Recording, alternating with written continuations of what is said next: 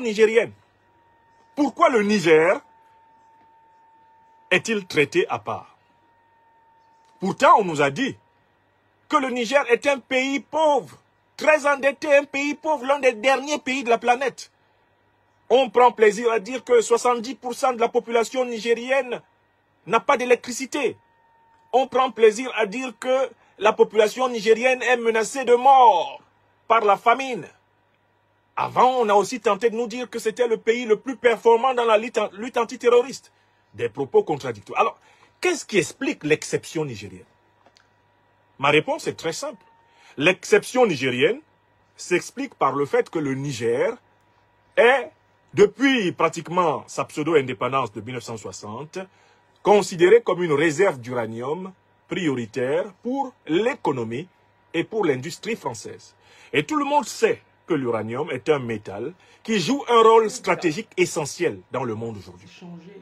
Avec de l'uranium, on peut produire de l'électricité en plus grande quantité qu'avec des hydrocarbures. Une petite quantité d'uranium produit plus d'électricité qu'une très grande quantité de pétrole, qu'une très grande quantité de gaz, ou même que le fonctionnement direct d'une centrale hydraulique.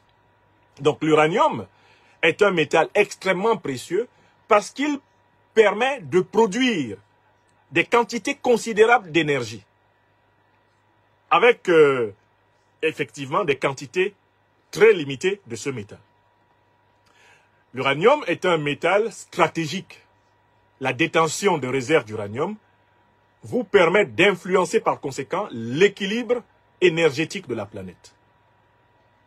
Le paradoxe qui veut que les Nigériens soient dans le noir alors que ce sont les Nigériens qui éclairent la France, c'est un paradoxe qui ne peut se comprendre que dans la logique du néocolonialisme. Si on avait laissé les Nigériens vendre l'uranium au bon prix, en tout cas à un prix suffisamment rentable pour se développer, il s'ensuivrait que la France, l'Europe, le reste du monde achèteraient l'uranium beaucoup plus cher, l'énergie coûterait beaucoup plus cher dans les pays européens clients de l'uranium nigérien, l'énergie coûterait beaucoup moins cher normalement au Niger, et mathématiquement, à très long terme, le Niger serait capable d'avoir une puissance industrielle supérieure à celle de nombreuses puissances anciennement coloniales. Donc, c'est à dessein qu'on a voulu que le Niger soit pauvre, parce que sa pauvreté est la condition de son exploitation. C'est pour cela que j'ai toujours dit aux Africaines et aux Africains que l'Afrique n'est pas pauvre, l'Afrique est appauvrie. Il faut utiliser ici le participe passé ou le passé composé. L'Afrique n'est pas pauvre. L'Afrique n'est pas un continent pauvre, c'est un continent appauvri. La pauvreté de l'Afrique est l'effet, conjoncturel de l'exploitation structurelle dont elle souffre. Avec la complicité, cela est vrai, d'une bonne partie de ses propres fils et de ses propres filles. Il ne faut jamais oublier les responsabilités africaines dans le retard de l'Afrique. Mais la traite négrière, la colonisation et la néocolonisation ont installé un système de nature à fonctionner uniquement si les États africains restent pauvres. Mais si les États africains se développent, leurs matières premières vont coûter plus cher. Il s'ensuit que ces États auront une industrialisation plus puissante, plus facile, une industrialisation plus fructueuse que celle des anciennes puissances coloniales. Pour vous donner un exemple très simple, comparez aujourd'hui les relations qu'il y avait entre le Portugal colonial et l'Angola avec les relations qu'il y a désormais, actuellement, entre le même Angola et le Portugal, ancienne puissance coloniale. Précisément parce que l'indépendance angolaise a été acquise vraiment au terme d'une guerre de libération qui a vaincu le colon portugais et ensuite qui a vaincu les représentants du colon portugais occidental, notamment rassemblés dans l'UNITA de Honas, Malahairo Savimbi. Eh bien, aujourd'hui, c'est l'Angola qui prête de l'argent. C'est l'Angola qui prête de l'argent au Portugal.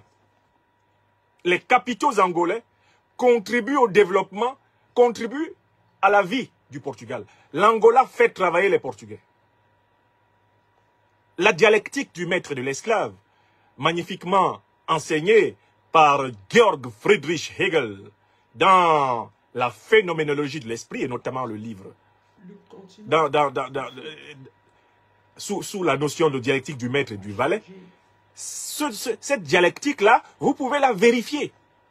Le maître d'hier, qui dominait donc l'esclave, est devenu aujourd'hui dialectiquement l'esclave de l'esclave.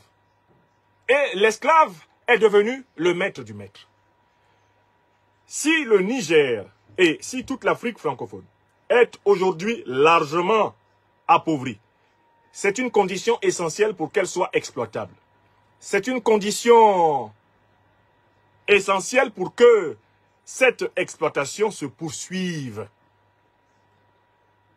Une Afrique désappauvrie, une Afrique développée par elle-même, une Afrique capable de s'assumer, va provoquer automatiquement la raréfaction des matières premières moins chères, va relever le prix de ses produits et surtout l'Afrique industrialisée va transformer